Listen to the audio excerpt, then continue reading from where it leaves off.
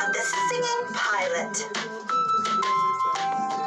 What a perfect day to fly, said Pilot Uniqua as she looked up at the blue sky. It was Pilot Uniqua's job to fly around the world to deliver singing telegrams and make people smile.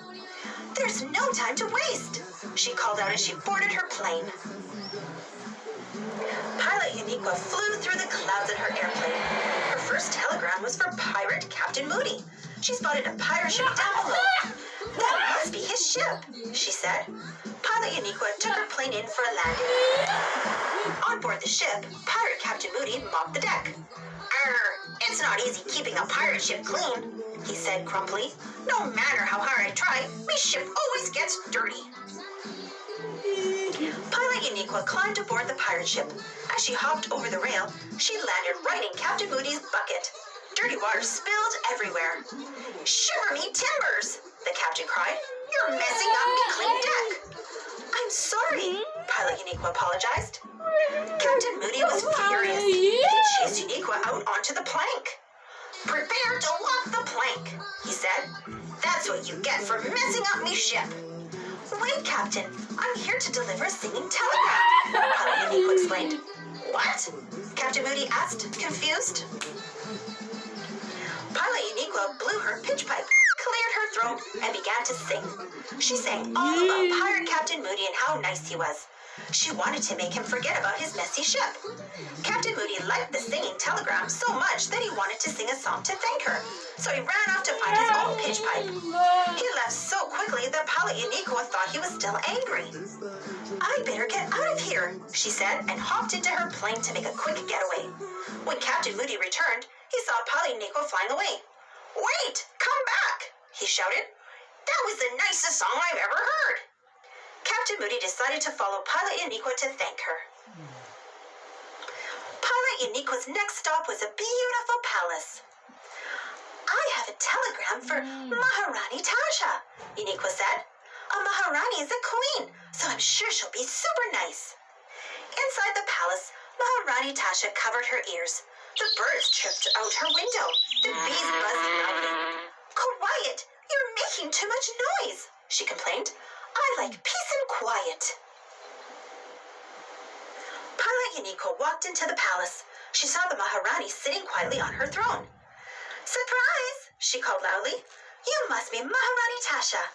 Shh, Maharani Tasha said. Lower your voice. I'm here to deliver... Pilot Uniqua began.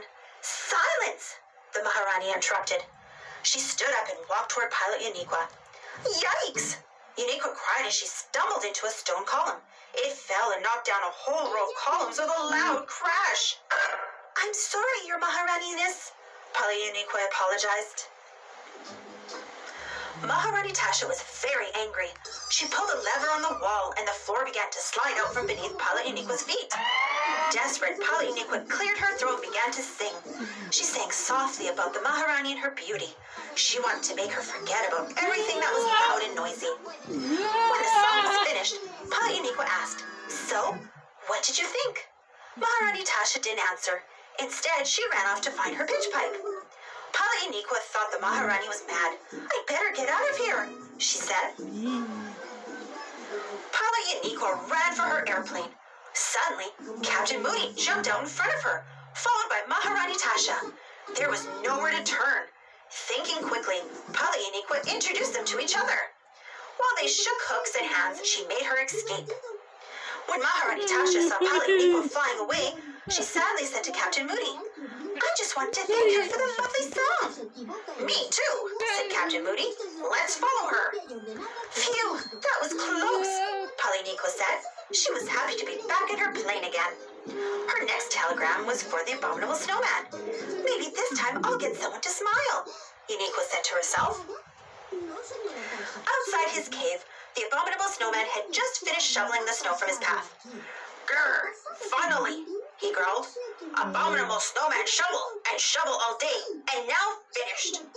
Just then, he heard a loud noise. It was Pilot Uniqua coming in for a bumpy landing.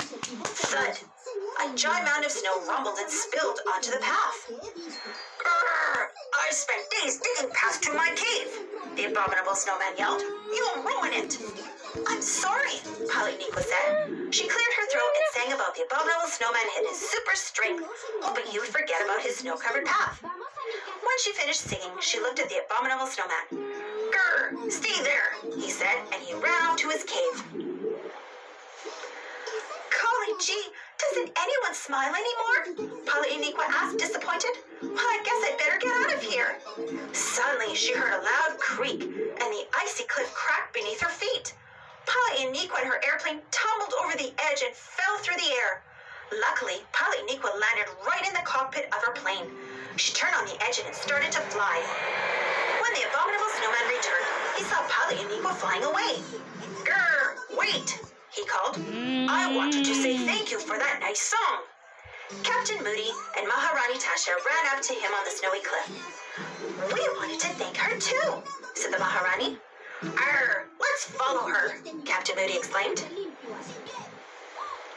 Polynequa flew back to the hangar and landed her plane. I didn't make anyone smile today, she said sadly. I guess my singing telegrams aren't so great. Just then, Captain Moody, Maharani Tasha, and the abominable snowman came running up to her. Uh-oh, what are you all doing here? Polynequa asked. We have a singing telegram for you, matey, Captain Moody answered. The three of them cleared their throats, blew into their pitch pipes, and began to sing. They sang a song to thank Polynequa for being such a great messenger. You really think I'm great?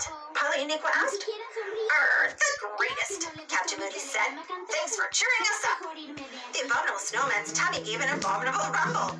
Want to come to my house for some chocolate pudding? He asked. That sounds great, said Polynequa. The four friends sang a little song as they walked home. Thanks for watching. Don't forget to subscribe and share. And follow me on Instagram and Twitter. And for more of the Backyardigans stories, check out my The Backyardigans playlist.